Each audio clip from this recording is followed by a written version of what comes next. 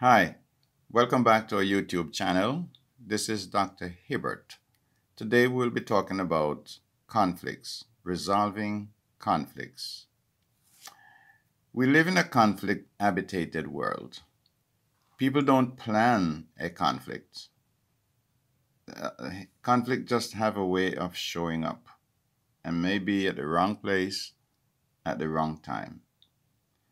Conflict is a disagreement between people. Conflict resolution is the process by which the involved parties reach a peaceful resolution. There are various types of conflicts. There are workplace conflicts, family conflicts, marital conflicts, etc. Now, the shortest road to conflict resolution is respecting the other person's point of view. I used to hear my parents say, "You can't fight fire with fire." Now, although that statement is not in the Bible, it has spiritual merits. For example, in Proverbs chapter 15 and verse 1, a gentle answer turns away wrath, but a harsh word stirs up anger.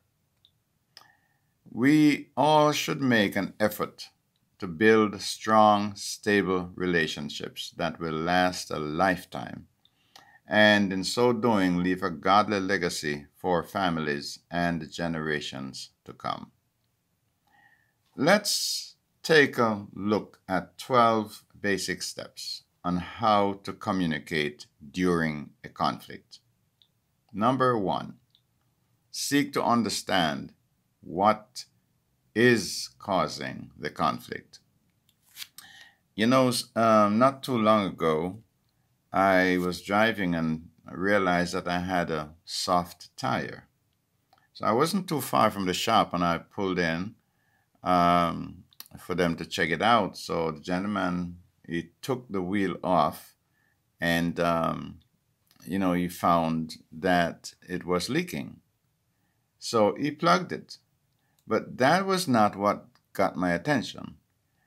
After plugging it, he took it and put it back in the water again, a second time to test it.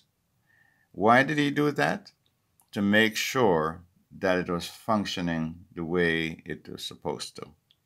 Now, I use that little example to say to us today that sometimes in finding a resolution or finding a solution to a problem, it takes more than just looking at it once or just having a basic resolution and it feels satisfying. And so I say, okay, we solved the problem and so we're good to go.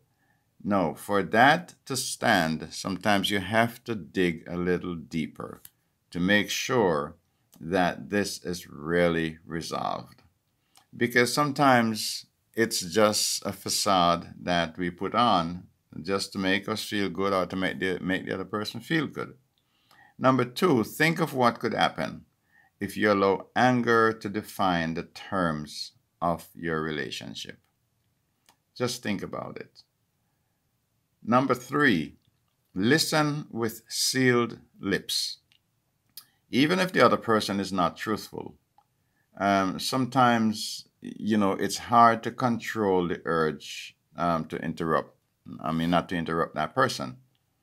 And it takes a lot of discipline to do number 4, respond only when the other person stops talking. That takes discipline. Number 5, stick to the facts. Don't keep jamming things in that really does not belong. Deal with the situation at hand.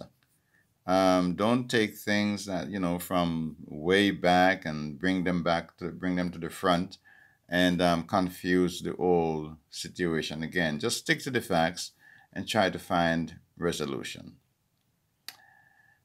Number 6, listen with an open mind. An open mind gives room for understanding, and understanding open the door for negotiation. And that's what it's all about, negotiation. Number 7, give the other person the benefit of the doubt. Sometimes, again, that's not easy to do because the person could be lying, but you don't know that. And so, since you don't know that, just give them the benefit of the doubt and say, you know what they're saying is the truth. And it makes life a little easier. Sometimes it turns out that it wasn't the truth, but then, you deal with it if that happens.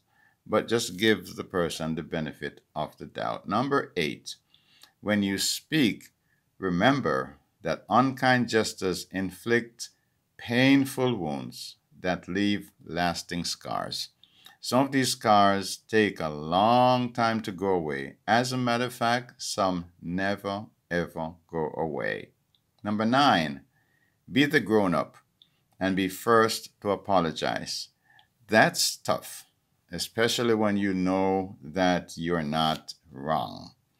Sometimes we're holding on to the right. We're holding on so hard because why? We know, well, I know that I'm not wrong. I know that I'm right. I know I didn't do anything. But, as Bible says, just sometimes you have to give up your right just for a peaceful life. So be the grown up and be first to apologize. I'm sorry. Let's move on.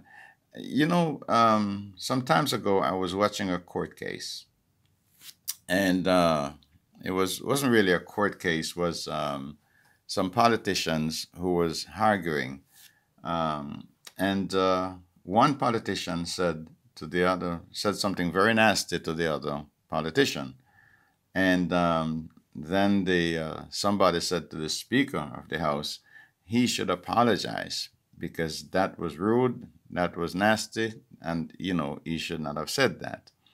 And so the Speaker required him to apologize. And so the gentleman got up and he said, well, he said I should apologize. No, that's not an apology. He wasn't sorry.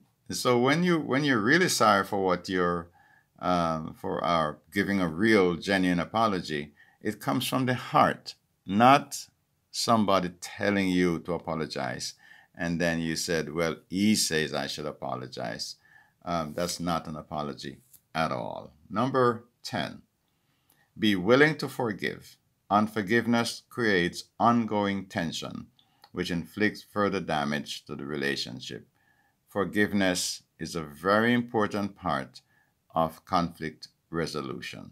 Number 11, when you don't understand, ask for clarification. Sometimes what is said you really don't understand. You're trying to make sense of it. So just ask the person to repeat what they said or clarify what they said so you can get a better understanding. Because when you understand, you're better able to deal with the situation at hand. Number 12, never belittle the other person and refuse to be belittled by them.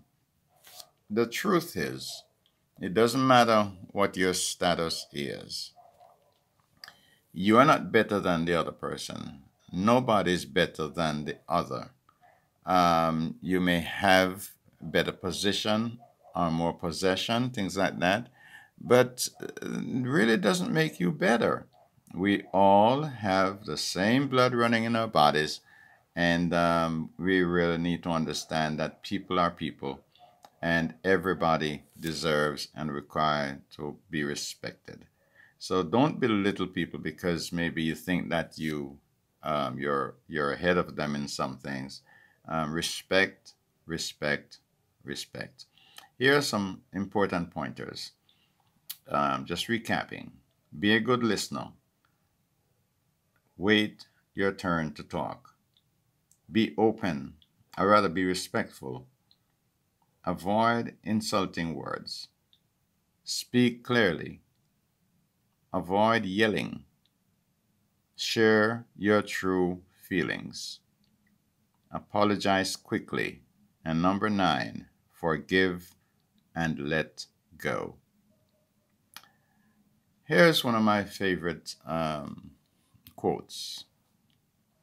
Don't do something permanently stupid because you are temporarily upset. Remember this: an eye for an eye will only make everyone blind. And Bible says that blind cannot lead blind. So this is Dr. Hibbert saying thank you for watching. Thank you for listening. Please remember to like, subscribe, and share. Until next time, see you then.